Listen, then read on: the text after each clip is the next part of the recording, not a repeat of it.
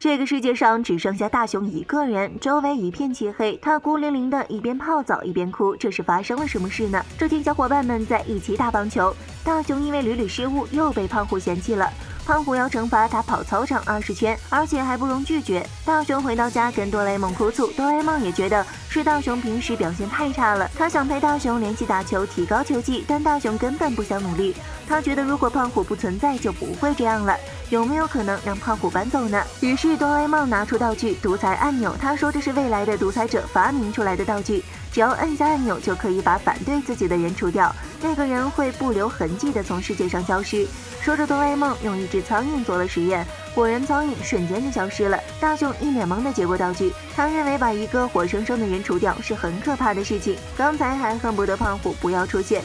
这会儿大雄就陷入了犹豫，到底要不要用这个道具呢？他一路走一路纠结着。胖虎的确是个令人讨厌的家伙，但是我也不能就这样把他除掉呀，因为他也是有优点的。等等，他有优点吗？很容易发怒，很粗鲁又很小气。说曹操，曹操就到。大雄身后传来了胖虎的声音，他质问大雄刚才为什么没有跑完就走了。他坚持要让大雄把剩下的10圈也跑完，不然就宰了他。大雄吓得拔腿就跑，很快他就被逼到了一条死胡同。他惊慌地看向身后，胖虎步步紧逼，眼看他挥起球棒就要打下去。胖虎大喊着：“胖虎这种人还是消失掉算了。”他按下按钮，紧接着胖虎就凭空消失了，原地只有一根球棒孤零零的在那儿。大雄看见胖虎不见了，立即陷入了深深的自责。他不断反问着自己怎么会做出这种事情。这时静香路过了，他看见大雄脸色很不好，就上前关心。大雄说：“我把胖虎弄不见了。”没想到静香却像从来都没听说过胖虎这个人一样。大雄很着急，就是冈田武啊，就是那个身材魁梧、五音不全又爱欺负人的胖虎啊。但即使大雄这样描述了，静香也还是不知道胖虎是谁。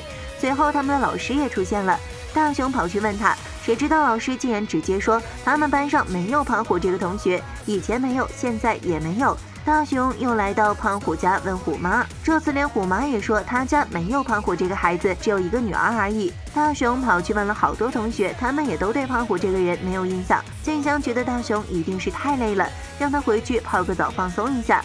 他还送给大雄一瓶可以消除疲惫的泡澡精油。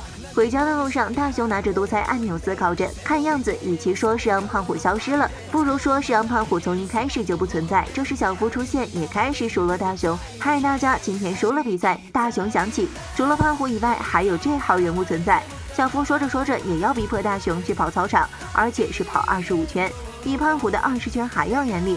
大雄吓得拔腿就跑，这么一来，小夫岂不是变成跟胖虎一样的角色了吗？小夫在后面紧追不舍，并说：“我今天绝对不会放过你的。”大雄被逼急了，讨厌，小夫也消失掉好了。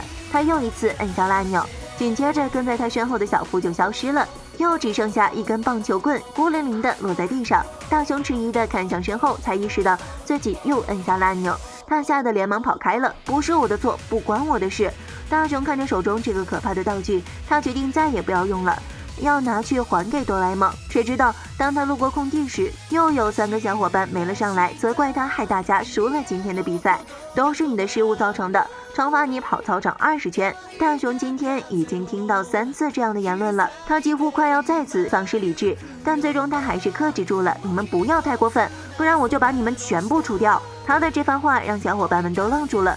随后大雄一路小跑回了家，结果他一进家门，妈妈就过来责备他不写作业就出去玩，还说他读书不用功。大雄努力克制住自己不摁下按钮，还提醒妈妈不要把他惹火了。大雄回到房间，拜托哆啦 A 梦把消失的胖虎和小夫变回来，但哆啦 A 梦表示无能为力，这又不是在变魔术。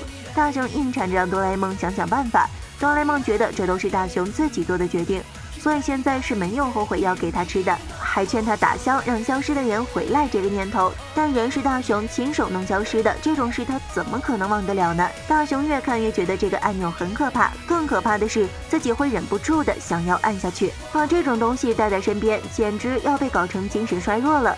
大雄躺下也睡不着，他开始思考一件事：为什么我总是会被别人骂呢？妈妈总是批评他不写功课，只知道玩，小伙伴们都怪他笨，怪他害大家输掉比赛。那些反对他的话语全都在大雄脑海里浮现，连哆啦 A 梦也责怪他，造成这样的局面都怪大雄你自己，全部都是你的责任。静香也在说他，大雄你怎么可以这样？这些声音越来越密集的向他砸过来，大雄觉得忍无可忍，吼了一句：“全部消失掉好了！”与此同时，他的手不小心摁到了按钮。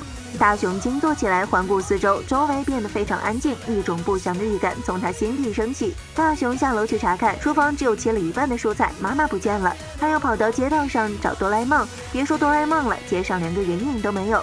大雄安慰自己，去空地一定能看见大家在那玩，一定是。很显然，空地上也没有人。大雄去找静香家里，他按了半天门铃，也没有人过来应答。大雄敲遍了周围邻居的门，没有一个人在家，没有一个人回应。他带上竹蜻蜓飞到空中查看情况，大街小巷无一例外的没有一个人。大雄这才意识到自己把事情弄大了，他把世界上所有的人都变不见了。大雄找了很久也没找到一个人，他开始安慰自己，反正现在就剩我一个人，也无法挽回了，不如开心一点活下去吧。以后就不会有胖虎或小夫来欺负他，也没有妈妈或老师的啰嗦了。以后不管在哪里，我想做什么都是我的自由。现在地球上的一切都是我的。大雄开始享受起这种独裁的感觉。大雄首先去商店自顾自地吃起东西来，先填饱肚子才能打起精神呀。他把商店里自己想吃的东西都搬回了家，吃撑了还剩下了好多。吃饱了，那接着当然是玩了。他又拿回来许多自己早就想要的玩具，现在世界上的玩具都是他的了。话虽如此，但感觉他玩起来也并没有很开心。遥控车翻车了，大雄下意识叫了一声哆啦 A 梦，当然是无毛回应的。他有些懊悔，应该把哆啦 A 梦留下来陪我的，现在只有我一个人。最后大雄又打开电视，但所有节目都暂停播出了，因为除了他没有别人在了，现在可以随心所欲做自己想做的事了。但他却觉得没有什么可高兴的。这时他想起来可以去游乐园玩，大雄独自飞到游乐园，打开娱乐设施，不用排队就可以玩到所有设施。这种感觉又让大雄暂时忘了烦恼，但最后他还是盯着旋转木马出了神。夕阳西下，大雄坐在屋顶发呆，天很快就黑了下来，到处都是漆黑一片。这也难怪，因为除了他没有别人在呀。大雄默默打开了家里所有的灯，但他刚准备睡觉就停电了。大雄刚拿起电话准备请电力公司不要停电，他随即意识到不管他打去哪里都不会有人接电话。他开始怀念起之前那些让他厌烦的唠叨。他想起静香对他说：“你一定是累了。”大雄想着，对，没错，我一定是累了。他独自去泡了个热水澡，这时候他再也控制不住流下了眼泪。这种巨大的孤独感和无力感将他包围，泡澡没有缓解他的疲惫，反而让他更加伤心了。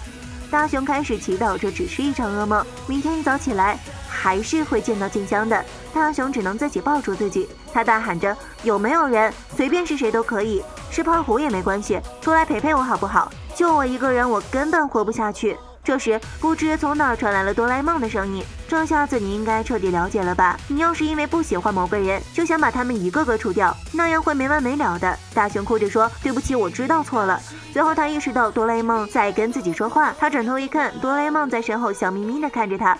大雄立即扑了上去，哇哇大哭。原来这个独裁者按钮并不是独裁者发明出来的道具，而是为了教育独裁者才存在的。大雄已经得到教训了，他拜托哆啦 A 梦把世界恢复原状。随着哆啦 A 梦又按了一下按钮，万家灯火再次亮起。